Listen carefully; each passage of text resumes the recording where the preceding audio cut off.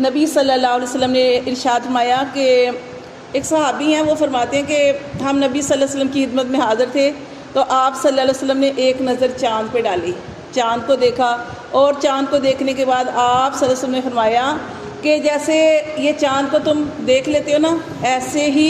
قیامت والے دن اپنے رب کو دیکھو گے اور تمہیں کوئی زحمت نہیں ہوگی، یعنی آرام سے تم دیکھ لو گے۔ لیکن پھر آپ نے یہ بھی فرمایا کہ ایسے کیا کرو کہ سورج طلوع ہونے سے پہلے والی نماز کی حفاظت کیا کرو، اور سورج غروب ہونے سے پہلے جو ہے نماز اس کی حفاظت کرو۔ سمجھ آ گئی ہے؟ فجر اور عصر کی جو نمازیں ان کی حفاظت کرو۔ پھر اس کے بعد قرآن مجید کی ایک آیت تلاوت فرمائی تھی کہ جس کا ترجمہ یہ ہے کہ پس اپنے رب کی حمد و ثنا بیان کرو کس وقت؟ سورج طلوع ہونے سے پہلے اور سورج غروب ہونے سے پہلے۔ تو یہ فجر اور عصر کی نماز کی جو ہے فضیلت ہے۔ ایک حدیث میں آتا ہے کہ جس کی نماز عصر چھوٹ جائے، جس کی نماز عصر، دیکھیں کہ جو نماز عصر ہے اس کی بہت زیادہ فضیلت ہے، جس کی نماز عصر چھوٹ جائے اس کا صدمہ انسان کو ایسے ہونا چاہیے، کیونکہ حدیث میں آتا ہے کہ جس کی نماز عصر چھوٹ گئی گویا اس کا مال بھی تباہ ہو گیا اور اس کے اہل و عیال بھی اس دنیا سے چلے گئے۔ یعنی جس کی نماز عصر چھوٹ گئی اس کا نقصان سوچیں، یا کہ کیا ہے؟ حدیث میں کیا آتا ہے کہ اس کا نقصان یہ ہے کہ گویا کہ جب دیکھیں کوئی فوت ہو جاتا ہے تو انسان کی کیا کیفیت ہوتی ہے، اور جب انسان کا مال و دولت تباہ ہو جاتا ہے تو کیا اس کی حالت ہوتی ہے؟ تو ایسی حالت ہونی چاہیے جس کی نماز عصر چھوٹ جائے کہ نبی صلی اللہ علیہ وسلم نے ارشاد فرمایا کہ گویا اس کا سارا مال تباہ ہو گیا، گویا اس کے اہل و عیال مر گئے۔ یعنی اتنی سخت اس کے بارے میں آیا کہ اتنا افسوس ہونا چاہیے۔ لیکن ہم کتنے ایسے لوگ ہیں کہ جو نمازوں کی ہے ہی نہیں کہ پڑھ سکتے ہیں۔ ایک تو ہوتا ہے نا کہ گھر میں پانی نہیں ہے، حالانکہ اس وقت بھی اللہ نے آسانیاں دی ہیں، پانی نہیں ہے تو تیمم کر لیں، اتنی آسانیاں، اس کے باوجود یہاں تک کہ جو قرآن مجید کی صورت میں آتا ہے، صورت کے اندر ایک جگہ پہ آتا ہے کہ نماز جو ہے، جیسے میں ابھی اس دن بھی آپ کو بتا رہی تھی کہ ایک تو ہوتا ہے نا سفر کے اندر نماز، ایک ہوتا ہے جنگ کے اندر، ایک امن کے اندر، ایک یہ ہے کہ آپ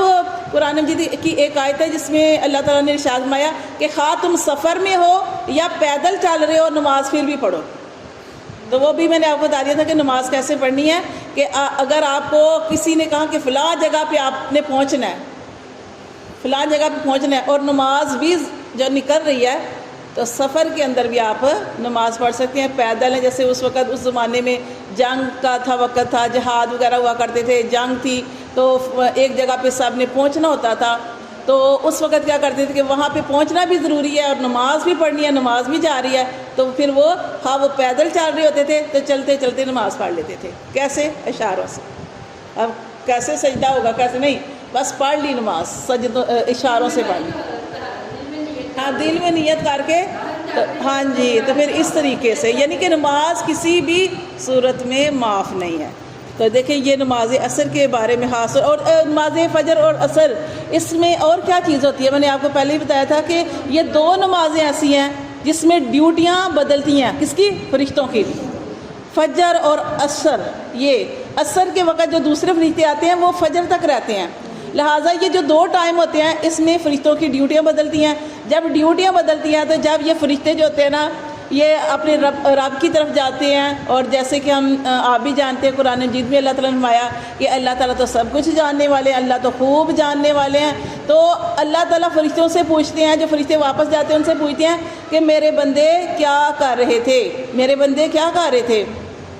فرشتے کیا کہتے ہیں؟ فرشتے کہتے ہیں اللہ جب ہم گئے تب بھی نماز پڑھے تھے، جب ہم آئے تب بھی نماز پڑھے تھے۔ تو یہ فجر اور عصر کی دو نمازوں کی کہ اللہ پوچھتے ہیں فجر اور عصر کے وقت فرشتوں سے، کتنی بڑی بات ہے، اپنے بندوں کے بارے میں پوچھتے ہیں میرے بندے کیا کر رہے تھے، اور فرشتے گواہی دیتے ہیں کہ اللہ تیرے بندے جب چھوڑ کے آئے تب بھی نماز پڑھے تھے، جب ہم آئے جب گئے تب بھی نماز پڑھے تھے۔ تو یہ فرشتوں کی گواہی ہوتی ہے۔ اور ایک جگہ پہ نبی صلی اللہ علیہ وسلم نے ارشاد فرمایا ہے کہ جو